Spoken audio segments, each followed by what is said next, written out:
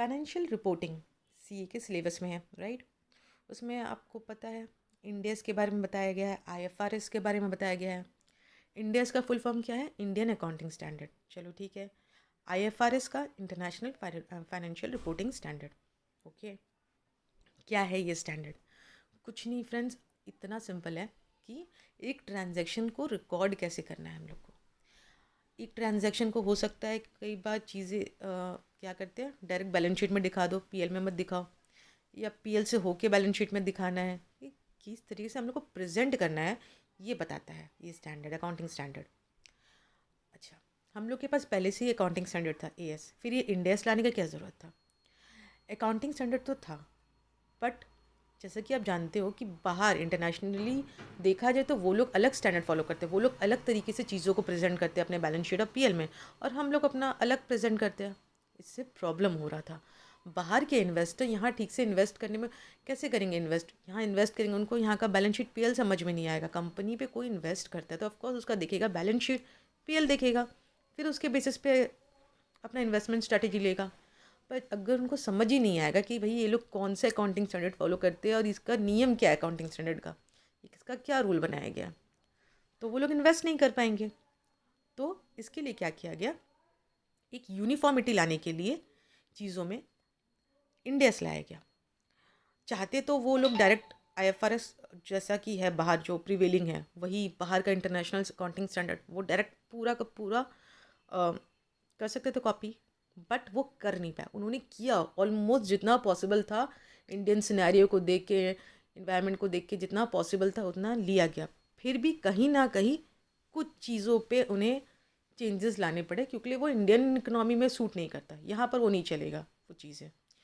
तो उसके वजह से कुछ चेंजेस लाए गए। यानी आप ये मान लो कि हम लोग का इंडियन अकाउंटिंग स्टैंडर्ड जो है वो बिल्कुल ही आईएफआरएस यानी बाहर के अकाउंटिंग स्टैंडर्ड जैसा ही है, सिर्फ कुछ चेंजेस है। अब इन चेंजेस का नाम दिया गया कर्व इन कर्व आउट। कर्व इन चेंजेस कौन सा हो गया? कर्व इन चेंजेस वो हो गया जिसमें हम लोगों ने क्या किया, टर्म्स को चेंज कर दिया। यानी वहाँ पर कुछ और नाम से बुलाया जाता है, यहाँ पर उस चीज़ को कुछ और नाम से बुलाया जाता है, बस इतना ही। वो होता है टर्म का चेंज। दूसरा क्या किया गया, रेस्ट्रिक्ट किया गया ऑप्शंस को। यानी सपोज बाहर वाला बोलता है कि आप एक काम करो, इस ट्रांजैक्शन को रिकॉर्ड करने के लिए आपके पास ऑप्शन ए है, बी है और सी है, ये तीन ऑप्शन आपको देते हैं। आप इन तीनों में से कोई भी ऑप्शन जो आपको सही लगता है वो फॉलो कर लो। इंडिया में क्या कहा गया, नहीं नहीं नहीं, हम आपको ये तीन ऑप्शन नहीं देंगे, हम आपको एक ही ऑप्शन देंगे, आप यही वाला फॉलो करो। इससे क्या हुआ, इससे क्या हुआ, हम लोग फॉलो क्या, हम लोग इंटरनेशनल जो आईएफआरएस जो बाहर का है उसे डेविएट कर रहे हैं? ऑफ कोर्स नॉट, डेविएट नहीं कर रहे हैं। हम लोग ने बस ऑप्शन को कम कर दिया। हम लोग है उसी दायरे में, इंटरनेशनल फाइनेंशियल रिपोर्टिंग को ही फॉलो कर रहे हैं, बट जो डेविएशन था उसको थोड़ा सा कम कर दिया हम लोगों ने। तो वो है कर्विन। कर्विन बहुत छोटे मोटे चेंजेस को ही हम लोग कहते हैं कर्विन। सो बेसिकली आई होप आपको कर्विन समझ में आया हो। कर्विन यानी अगर आपने कुछ टर्म्स को चेंज किया, यानी वहाँ पर किसी और नाम से बुलाया जाता है, यहाँ पर किसी और नाम से। और दूसरा मैंने आपको बताया रेस्ट्रिक्ट किया ऑप्शन।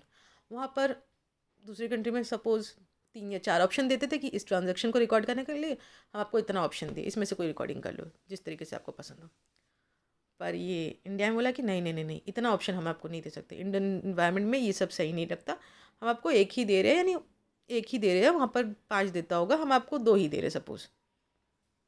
तो ये जो हम लोग ने रेस्ट्रिक्ट कर दिया ऑप्शन, हम लोग फॉलो कर रहे हैं पर थोड़ा रिस्ट्रिक्टेड वे में फॉलो कर रहे हैं, तो ये हो गया कर्विन। आई होप इससे आपको कर्विन समझ में आया हो। नेक्स्ट आता है कर्व आउट। कर्व आउट क्या होता है? ये है एक्चुअल बड़े चेंजेस जो हम लोग फॉलो करें। यानी हम लोग फॉलो नहीं कर रहे आईएफआरएस, आईएफआरएस फॉलो तो कर रहे हैं ऑफकोर्स, बट डेविएट कर गए वहाँ के लॉ से। सपोज एग्जांपल में अगर आपको लूँ तो सपोज आईएफआरएस में कहता है कि अगर बाहर आप देखो जो लोग फॉलो करते हैं आईएफआरएस, तो वो लोग बोलते हैं कि अगर कन्फ्लिक्ट होता है लोकल लॉज में और जो आईएफआरएस का जो बनाया गया स्टैंडर्ड में, अकाउंटिंग स्टैंडर्ड में, अगर कोई कन्फ्लिक्ट आता है, कोई प्रॉब्लम आता है, तो आपको आईएफआरएस फॉलो करना है। बट यहाँ पर इंडियन में क्या कहा गया, अगर इंडियस फॉलो कर रहे हो आप और लॉ में कन्फ्लिक्ट आता है तो आपको लॉ तो मतलब जो लॉ में बताया गया वो फॉलो करना। सो क्या हुआ, ये एक बड़ा चेंज भी मैंने आपको एग्जाम्पल के तौर पे समझाया है कि कर्व आउट क्या होता है। तो यानी थोड़े बड़े चेंजेस हो रहे हैं, हम लोग थोड़े बाहर जा रहे हैं IFRS से, तो वो होता है कर्व आउट। थोड़ा डेविएशन कर रहे हो आप IFRS से, तो कर्व आउट हो गया आपका बड़ा बड़ा चेंजेस जो आप मान नहीं रहे हो। बोल तो रहा है IFRS आप ये करो, पर हम लोग ने इंडियन अकाउंटिंग स्टैंडर्ड में कहा कि नहीं नहीं नहीं हम लोग ये एकदम ही नहीं करेंगे, तो वो आ गया curve out. So I hope आपको समझ में आया हो इंडियन अकाउंटिंग स्टैंडर्ड। ये अकाउंटिंग स्टैंडर्ड एक होता है AS और एक होता है IND AS। AS हम लोग का सर्टेन कंपनीज़ पे अभी भी AS है, ऐसा नहीं कि AS अब फॉलो नहीं होता, AS है सर्टेन कंपनीज़ के लिए AS फॉलो किया जाता है। वहीं लिस्टेड कंपनी और बड़ी बड़ी जो कंपनीज़ होती है उनके लिए बनाया गया है IND AS, उन लोग को IND AS फॉलो करना पड़ता है। IFRS हम लोग के यहाँ नहीं फॉलो होता, IFRS इंटरनेशनल बाहर की कंट्री में इसमें फॉलोज होता है। हम लोगों ने क्या किया, IFRS को कॉपी करके IND AS बनाया है।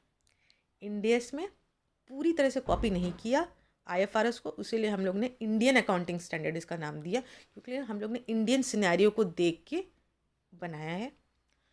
फिर मैंने आपको बताया कर्व इन, यानी अगर कुछ टर्म्स में चेंजेस हो रहे हैं, यानी वहाँ कुछ और नाम से बुलाया जाता है, यहाँ कुछ और नाम से, वो हो गया आपका कर्व इन में आ जाता है। रेस्ट्रिक्ट किया है ऑप्शन, वो भी कर्व इन में आ जाता है। कई बार ये क्वेश्चन आता है कि आप बताओ कि इस टॉपिक पे कर्व इन क्या है, कर्व आउट क्या है। यानी इस टॉपिक पे जैसे कि बिजनेस कॉम्बिनेशन ले लो, मैं आपको आगे एग्जांपल में भी दिखाऊंगी कि कैसे बताया गया है डिफरेंस। सो जैसे देखिए देख रहे हो एक एग्जांपल है कर्व आउट का दिया हुआ। एग्जांपल ये कहता है Indian accounting standard 1 clarified that where there is a breach of material provision of a long term loan arrangement on or before the end of reporting period। Reporting period क्या होता है, 31 मार्च हम लोग के यहाँ होता है, तो 31 मार्च से पहले अगर सपोज कोई लोन लॉन्ग टर्म लोन था उसका ब्रीच हो गया, आपने फेल कर दिया, जो रिक्वायरमेंट थी उसने आपने फुलफिल नहीं की, ठीक है, with the effect that the liability become payable on demand on the reporting date. इससे क्या हुआ, वो जो लॉन्ग टर्म लोन था वो ब्रीच हुआ है, वो भी आपके फाइनेंशियल ईयर एंड होने से पहले ब्रीच हो गया, तो अब क्या करोगे, उसको आप लॉन्ग टर्म तो मान नहीं सकते, उसको आपको करंट लायबिलिटी बनाना पड़ेगा, क्योंकि लिए अब तो भाई बैंक तो कभी भी बोल सकती है कि भाई आप रीपेमेंट करो, हम आपको लोन नहीं देंगे। यहाँ बताया गया है कि और become payable on the reporting date, the entity does not classify the liability as current।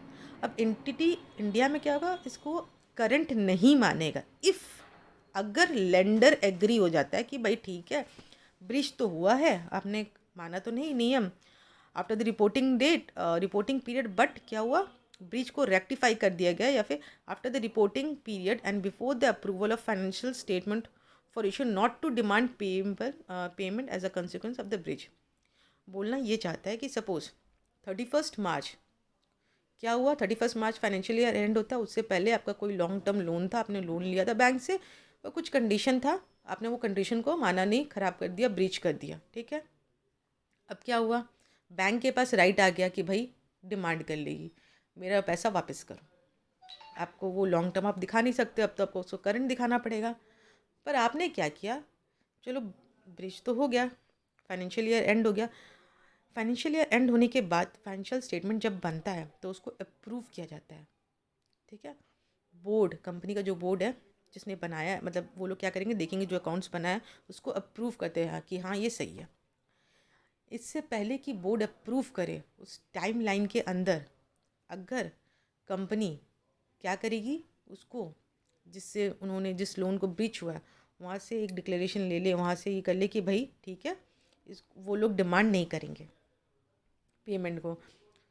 अब इसका रीज़न क्यों नहीं डिमांड करेंगे, क्वेश्चन आता है। हो सकता है कंपनी ने एग्री कर लिया हो कि ठीक है जो ब्रीच हुआ है हम लोग उसको ठीक कर देते हैं, या जो भी कंप्लायंस है रिलेटेड हम कर देते हैं। अगर ऐसा कुछ हो जाता है और जो लोन जिन्होंने दिया था, जिस बैंक या फाइनेंशियल इंस्टीट्यूशन ने लोन दिया था वो मान जाती है, तो कंपनी क्या करेगा, फाइनेंशियल स्टेटमेंट जब अप्रूव करेगा तो वहाँ वो दिखा सकता है कि ठीक है ये लॉन्ग टर्म ही है, भले ब्रीच हुआ था, फाइनेंशियल स्टेटमेंट करंट हो गया था, वो लोन करंट हो गया था, बट अब रेक्टिफाइड हो गया है, तो हम उसको कंटिन्यू कर सकते हैं लॉन्ग टर्म।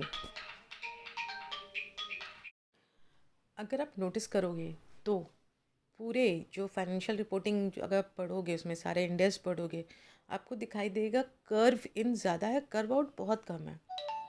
सो इससे बेनिफिट क्या होता है, अगर सपोज़ आपको आईएफएस में कन्वर्ट भी करना पड़ता है अपने पूरी तरह से, तो आप आराम से कन्वर्ट कर सकते हो, क्योंकि लिए थोड़े थोड़े जहाँ जहाँ कर्व आउट है आपको बस उतने ही चेंजेस लाने हैं। कर्व इन तो ज़्यादा कोई चेंजेस है नहीं, वो तो आपके उसी के दायरे के अंदर ही है। आप सिर्फ टर्म्स ही तो चेंज करो, बुला ही उसको अलग नाम से रहो, या जो ऑप्शन है वो ऑप्शन बस कम करो, है तो आईएफआरएस ही वो। सो ये एक बेनिफिट होता है इंडेस फॉलो करने से। आई होप आपको ये वीडियो से इतना क्लियर हुआ हो कि कर्व इन कर्व आउट क्या है और उसकी क्या बेनिफिट है और क्यों ये लाया गया इंडेक्स। ये बेसिक था, इनफैक्ट और भी ऐसे बेसिक वीडियोस आपको मिलते रहेंगे। Till then bye bye.